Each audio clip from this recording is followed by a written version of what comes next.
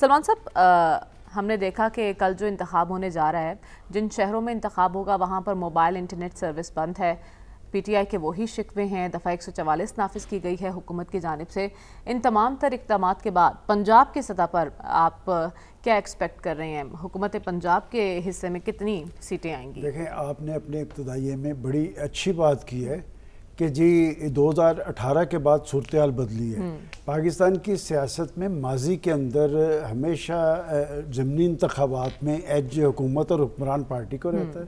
2018 میں P T I کی حکومت بنی اور جب اس کے ضمنی انتخابات ہوئے وہ 95% مسلم لیگ نون نے جیتے. اور اس کے بعد جب عدم اعتماد ہوا تو عدم اعتماد کے بعد یہ سوچا جا رہا تھا کہ پاکستان مسلم لیگ اور ان کے الائز جیتیں گے، لیکن 20 نشستوں میں سے 15 نشستیں پی ٹی آئی نے جیتی تھی. اس کا مطلب ٹرینڈ تبدیل ہو گیا.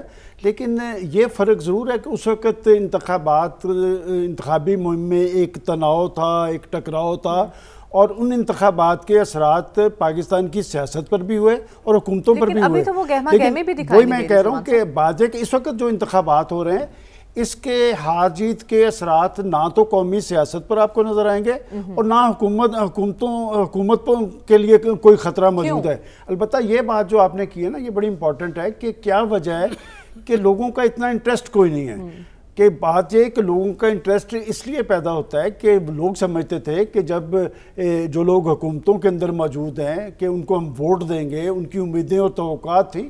وہ امیدیں اور توقعات دونوں پارٹیز سے. دیکھیں، پی ٹی آئی میں اگر تحریک موجود نہیں ہے تو اس لیے ہے کہ وہ اگر الیکشن جیت بھی جائیں گے تو کوئی فرق نہیں پڑے گا، چونکہ ان کے حکومت میں آنے کا چانس کوئی نہیں.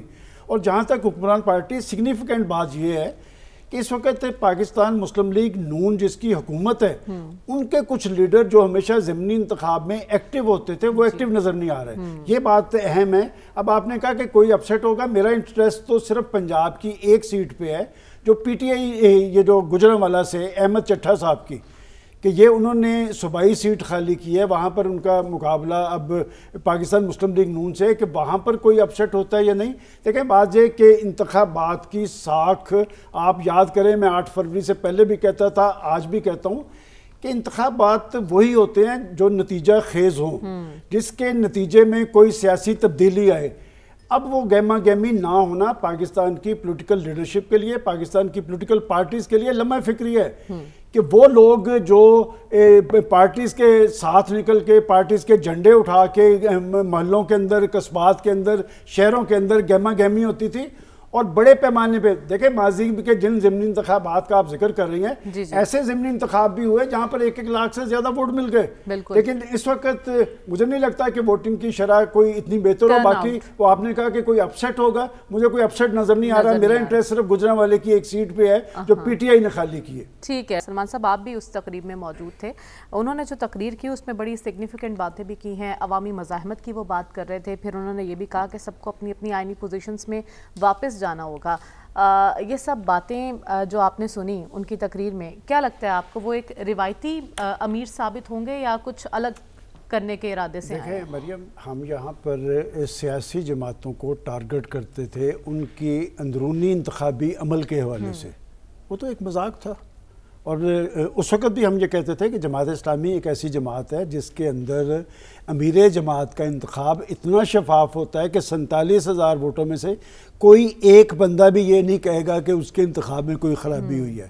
آپ نے کہا کہ میں وہاں پر گیا تھا، میں تو یہ دیکھنے کے لیے گیا تھا کہ یہ شخص جسے امیر جماعت منتخب کیا گیا ہے، یہ باقی جو عمرہ جماعت تھے، دیکھیں ہم نے انہیں بھی دیکھا ہے، ان کی حلف وفاداری کی تقاریب بھی دیکھی ہیں، یہ ان سے تھوڑا سا ہٹ کے تھا. اس لیے کہ بڑی تعداد میں لوگ، ہزاروں کی تعداد میں اس کو سننے گئے تھے اور دیکھنے کیا گئے تھے کہ یہ شخص کیا ہے، یہ کراچی کے اندر کیا سیاسی تبدیلی لے کے آیا ہے کہ 170% زیادہ ووٹ 2018 کے مقابلے میں لے گیا ہے.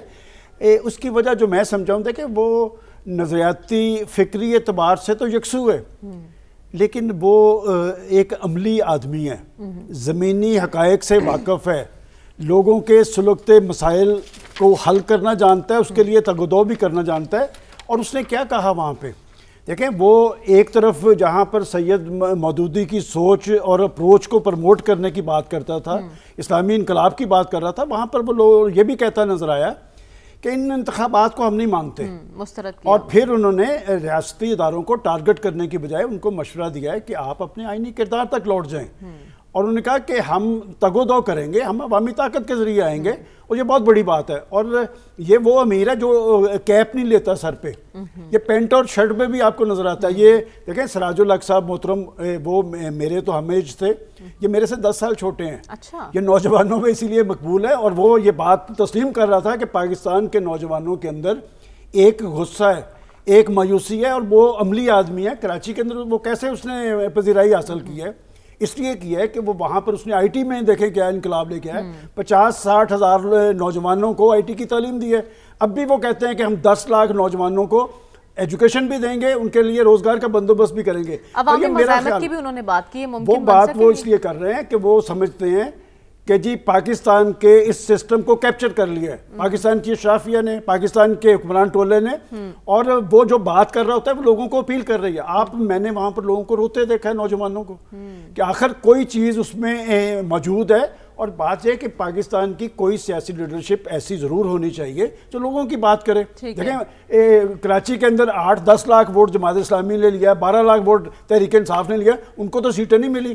1 لاکھ والوں کو آپ جب 18 سیٹیں دے دیں گے تو پھر انتخابات کی ساکھ پہ بہت بڑا نشان کھڑا ہوگا۔ میں سمجھتا ہوں کہ یہ ذرا ہٹ کے ہیں، عملی آدمی ہیں، مزاحمت کریں گے، لیکن مزاحمت آئین اور قانون کے اندر، چونکہ جماعت اسلامی کے بارے میں آپ کچھ بھی کہہ لینا، وہ اپنے آپ کو آئین اور قانون کے تابع سمجھتی ہے۔ اب بھی وہ یہ کہتی ہے کہ ریاست والا تر ہے۔ ایک بات میں ضرور کہنا چاہوں گا کہ اس نے کہا کہ یہ جو فلسطین کے مظلوم لوگ ہیں یا کشمیر کے مظلوم لوگ ہیں، اور پھر اس نے انڈیا کو اس نے کہا یہاں پر عالمی ایجنڈے کے تحت یہ جو بھارت کو چوکیدار بنایا جا رہا ہے یہ ہم تسلیم نہیں کریں گے۔ اور میں سمجھتا ہوں یہ بات ہر پاکستانی کی بات ہے، ہر پاکستانی کا دل فلسطینیوں کے لیے دھڑکتا ہے۔ افسوس یہ ہے کہ ہمارے حکمران، ہمارے سیاستدان فلسطینیوں سے یکجہتی کا اظہار تو کرتے ہیں، اسرائیل کو ٹارگٹ مذمت نہیں کرتے۔ سلمان صاحب، صدر صاحب کا ہم نے خطاب سنا، پھر اس کے بعد بلاول نے بھی مفاہمت کی بات کی، وزیر اعظم صاحب بھی مفاہمت کی بات کریں، لیکن مولانا اور جو گرینڈ الائنس ہے اپوزیشن کا، وہ بالکل الگ ان کی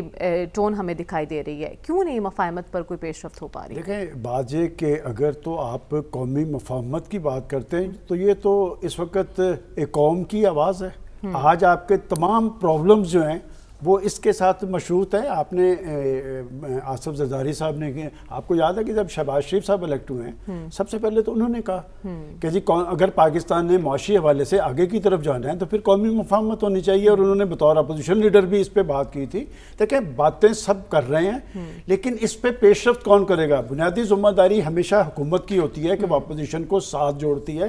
اس میں میں مثال دینا چاہوں گا آپ کو، جب نواز شریف صاحب پرائم منسٹر تھے تناؤ اس وقت بھی اتنا ہی تھا، ٹکراؤ بھی اتنا ہی تھا۔ اے پی ایس کا واقعہ ہوا تو پی ٹی آئی کی لیڈرشپ بھی پرائم منسٹر ہاؤس میں موجود تھی، پاکستان کی عسکری قیادت بھی تھی، سیاسی قیادت بھی تھی۔ کچھ ایشوز ایسے ہوتے ہیں جس پہ قومی مفاہمت ہوتی ہے۔ اس کے بعد آپ دیکھ لیں کہ سی پیک کا ایشو آیا، پھر آئے پرائم منسٹر ہاؤس میں سب کٹھے تھے۔ آج جو بڑا ایشو ہے وہ پاکستان کی معیشت ہے، سب سے بڑا چیلنج ہے۔ کیا مولانا فضل الرحمان اس بات کو تسلیم نہیں کرتے؟ کیا پی ٹی آئی کی لیڈرشپ نہیں تسلیم کرتی؟ کیا پاکستان کے اندر کچھ نکات ایسے نہیں ہیں جس پہ سیاست نہیں ہونی چاہیے؟ کیا وجہ ہے کہ کوئی بھی ایک قدم پیچھے رکھنے کے لیے تیار نہیں ہے؟ آپ ایک دفعہ ایک قدم پیچھے رکھیں، پاکستان کو آگے کریں۔ بات یہ کہ یہ پاکستان ہے تو سب کچھ ہے، پاکستان ہے تو آپ کی پرائم منسٹرشپ اور آپ کی حکومتی عہدے لیکن سلمان صاحب ہم ایسی خبریں ہیں یا انہیں افواہیں کہیں کہ پس پردہ کچھ چل رہا ہے، کچھ مفاہمت کی کوشش ہو رہی ہے، آپ کی نظر میں ایسی کوئی خبر ہے؟ دیکھیں یہ خبریں بالکل چل رہی ہیں، چیم گوئیاں بھی ایسی ہو رہی ہیں، رابطے بھی ہو رہے ہیں۔ یہ معاملہ جہاں پہ اٹکا ہوا ہے وہ ایک خاص مائنڈ سیٹ ہے۔ وہ کہتے ہیں میں سیاسی لیڈرشپ سے نہیں، میں ان سے بات کروں گا۔ انہیں یہ پتہ ہے کہ رستہ وہیں سے نکلے گا، چونکہ اسی رستے سے وہ برسکتا رہے تھے اور پھر انہیں پہ وہ اثر انداز ہوئے۔ دیکھیں بات یہ کہ اگر پاکستان کے اندر سیاست کرنی ہے تو آئین پاکستان کے تحت ہوگی۔ پاکستان کی ریاست بالادست ہے، پاکستان کے ریاستی اداروں پہ اگر کوئی اثر انداز ہونے کی کوشش کرتا ہے تو وہ دشمن کے ایجنڈے پہ۔ آئی ایم ایف سے نئے قرض کے لیے ایک درخواست دے دی گئی ہے، اس پر بھی ہم بات کریں گے، لیکن اس سے پہلے سلمان صاحب، وزیر خزانہ صاحب امریکہ کے دورے پر ہیں، ایک آخری قسط ہمیں ملنی ہے، لیکن جو شیڈیول آیا ایم ایف بورڈ کا 29 اپریل تک کا، اس میں پاکستان کے اقتصادی جائزہ شامل نہیں ہے۔ اس کی وجوہات کیا لگتی ہیں؟ آخری قسط جو طے شدہ پروگرام تھا وہ تو کمپلیٹ ہو گیا،